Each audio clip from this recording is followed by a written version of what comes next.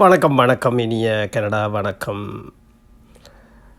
வணக்கம் சகோதரி புன்னகை அரசி, எங்கள் சகோதரி மதனா அவர்களே.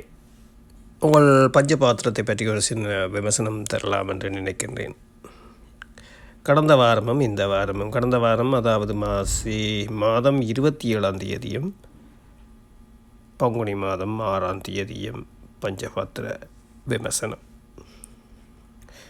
அழகான செய்தி துளிகளோடு ஆரம்பித்தீர்கள். திருமுருகா ஒரு முறைவா என்ற பாடலை கடந்த வாரமும் இந்த வாரம் முருகா என்று அழைக்கவா, கந்தா என்று அழைக்கவா என்ற பாடலோடு தொடங்கி வைத்தீர்கள். பின்பு கடந்த வாரம் சந்துரா செல்வரட்னம் சகோதரி ஒரு கவிதையோடு வந்திருந்தார். முயற்சி என்ற கவிதையோடு. கவிதை அற்புதமாக இருந்தது. கம்பன் போன்று கவிதை எழுத என்ற வரிகளையும் தனது ஆக்கத்தில் அழகாக எழுதியிருந்தார். அதற்காக பாடலும் நீங்கள் துணிந்தினில் என்று அவருக்கு தன்னம்பிக்கை கொடுப்பது போல் அந்த பாடலை ஒளிபரப்பியிருந்தீர்கள். அத்தோடு இந்த வருஷம் மன்னிக்கவும் இந்த வாரம், அதாவது கடந்த திங்கட்கிழமை 6ஆம் தேதி 3 கதைகளோடு வந்தார். நினைக்கிறேன் புத்தர் சீடன் ஒரு கதையும், அதாவது பொறுமையை பற்றி 3 கதைகளோடு வந்தார். புத்தர் சீடனை பற்றியும் நியூட்டனை பற்றியும் ஆங்கில அகராதியை பற்றியும் என்று நினைக்கிறேன். அதற்கு நீங்கள் அருமையான பாடல் தெரிந்திருந்தீர்கள். தெரிந்து கொள் என்ற பாடலை தேடிப்பிடித்து ஒளிபரப்பி அட்டகாசமாக செய்திருந்தீர்கள் சகோதரி மதனா அவர்களே. அடுத்ததாக பாமதேவராஜ் அவர் கடந்த வாரம் ஒரு கதையோடு வந்திருப்பார் என்று நினைக்கிறேன். கர்மத்தின் விளைவு என்று ஒரு வேளை சாப்பாடு என்று சொல்லி கொண்டு வந்த அதை பற்றி என்று நினைக்கின்றேன். நினைவில் இருக்கின்றது.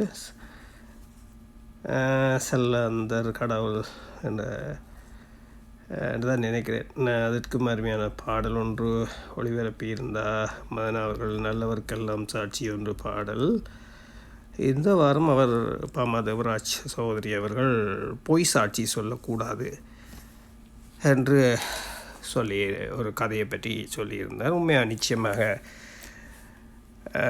பொய் சாட்சி எப்போதும் நாங்கள் பேசுகின்ற போது எதையும் உண்மையை பேசுவோமானால் எந்த இடத்திலும் தைரியமாக நாங்கள் பேசிக்கொள்ளலாம். எப்போது பொய் சொல்ல வலிக்கின்றோமோ அப்போது அடுத்த நாள் அல்லது அடுத்த வாரம் அவரை சந்திக்கின்ற போது சுதப்பி தான் கதைக்க முடியும். காரணம் என்னவென்றால் பொய்மை மறந்துவிடும். உண்மை நிச்சயமாக எங்களோடு சேர்ந்தே செல்லும். அந்த உண்மைக்கு போதும் வேல்யூ இருக்கின்றது. எந்த இடத்திலும் எங்கும் தைரியமாக நின்று சொல்லலாம். அற்புதமான கதையோடு வந்திருந்தார். வாழ்த்துக்கள் பாமதேவராஜ் சௌதரி அவர்களே. அடுத்ததாக அதை தொடர்ந்து அவருக்காக போட்டிருந்தீர்கள் நம்ம ஊர் பெண் பாடிய பாடல் ஒன்று நான் நினைக்கின்றேன். ஐயோ சாமி எனக்கு நீ வேண்டாம் என்று. நல்ல பாடல், அற்புதமான பாடல். அடுத்ததாக ரஞ்சினி ஆண்டன் வந்திருந்தார். கடந்த வாரம் அவரும் உறவு தொடராத உறவு என்று நினைக்கிறேன் ஒரு கதையோடு வந்திருந்தார், ஒரு கவிதையோடு வந்திருந்தாரோ மறந்து விட்டேன். இந்த வாரம்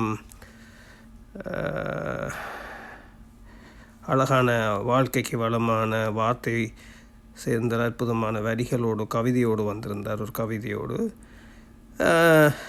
நல்ல பாடல்கள் ஒளிபரப்பி இருந்தார். வார்த்தை தாண்டி கண்ணம்மாண்டு வார்த்தை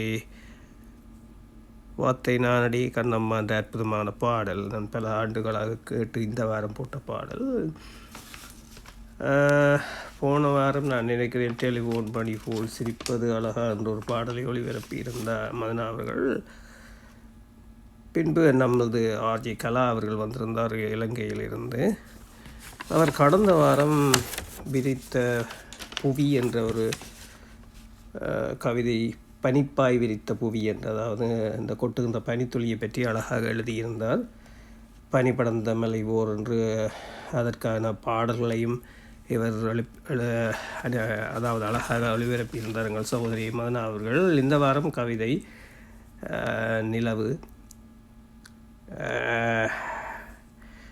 அற்புதமான கவிதை, அது பிரமாதமாக இருந்தது.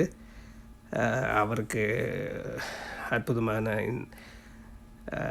பின்பு ஒரு கவிதை தலையங்கம் இல்லாமல் எழுதியிருந்தார். அது ஒரு தான் நினைத்ததாகவும் உடனே அதை தனக்கு வந்ததாகவும் எழுதியிருந்தார். அந்த கவிதை நான் கேட்டிருந்தேன், மீண்டும் அதை பற்றி சிந்தித்தும் இருந்தேன், அதை பற்றி சொல்ல வேண்டும் என்ற அற்புதமான கவிதை. அதற்கு நல்ல தலையங்கமும் ஒன்று உடனடியாக சிந்தித்தேன், எழுதி வைக்கவில்லை.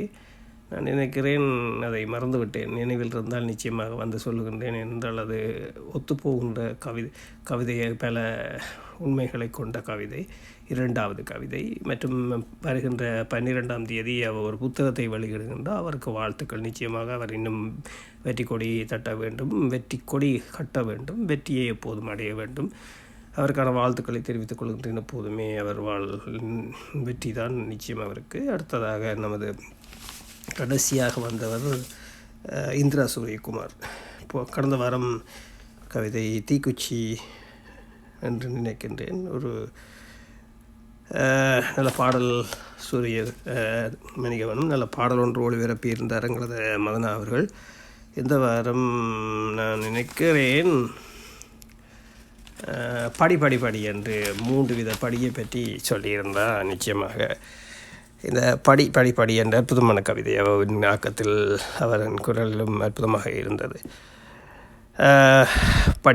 நிச்சயமாக நாங்கள் ஒவ்வொரு விடயத்திலும் படியேறித்தான் செல்ல வேண்டும். நான் அடிக்கடி முந்தியும் பல இடத்துல சொல்லுவேன் எனது நண்பர்களிடம், இந்த மின்தூக்கி அதாவது எலிவேட்டரில் செல்வது பரவாயில்லை, ஆனால் அந்த வேகத்தில் செல்லுகின்ற போது வயர் ஏதும் மறந்துவிட்டால் தொம்பன்று கீழே வந்து விழுந்தால் திரும்பி பிடித்து ஏறுவது கஷ்டம்.